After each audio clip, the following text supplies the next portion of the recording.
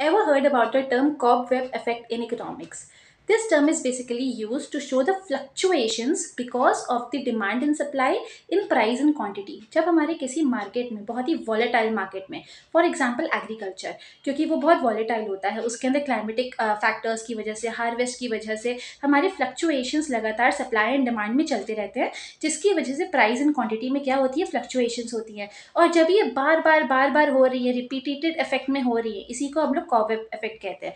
अब इसको थोड़ा डिटेल में देखना है। फॉर एग्जांपल, अगर हम इनिशियली मान रहे हैं कि हमारा मार्केट क्या है, इक्विलिब्रियम में है, demand is equal to supply, जिसकी वजह से equilibrium price, equilibrium quantity maintain है।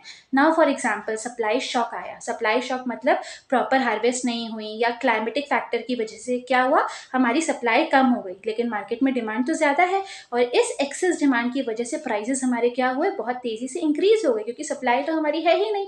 अब प्राइजेस इंक्रीज हो गए, तो ये कहीं ना कहीं हमारे जो प्रोड्यूसर्स हैं उनके लिए एक मोटिवेशन की तरह काम किए कि वो लोग और ज़्यादा प्रोड्यूस करें, ताकि वो इन डिमांड को क्या करे, सेटिस्फाई कर सके।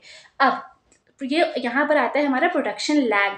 अब वो अगर सोच भी ले प्रोडक्शन करने का, लेकिन टाइम लैग तो लगेगा, क्योंकि हम क्रॉप्स को हार्वेस्ट करेंगे और क्रॉप्स को ग्रो होने में टाइम तो लगेगा, और तब तक तो मार्केट में प्राइसेस इंक्रीज होते जा रहे हैं।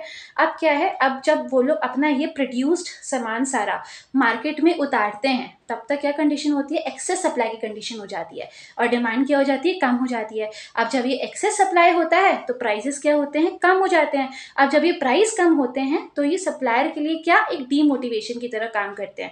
वो अगली बार उतना प्रोडक्शन नहीं करना चाहेंगे नेक्स्ट बार के लिए। अब जब वो लोग उतना प्रोडक्शन नेक्स्ट बार के लिए नहीं करना चाहेंगे, तो क्या फिर से वही सेम प्रॉब्लम क्रिएट होती है, एक्सेस डिमांड हो जाएगी। जब सप्लाई ही उतनी नहीं होगी और डिमांड हमारी बहुत ज़्यादा है, तो एक्सेस डिमांड की सिचुएशन हो गई, फिर हमारे प्राइसेस क्या होंगे, बहुत तेज़ी से इंक्रीज होंगे। इसी वोलेटिलिटी की वजह से जो हमारे फ्लक्चुएशंस क्रिएट होते हैं कि डिमांड एंड सप्लाई हमारी मैच नहीं हो रही, जिसकी वजह से हमारे प्राइस और क्वांटिटी भी इक्विलिब्रियम में नहीं आ पाते, रेगुलरली फ्लक्चुएट करते रहते हैं। इसी को हम कहते हैं cobweb effect. This is basically called as a cobweb effect. If you like the video, subscribe and share. Thank you.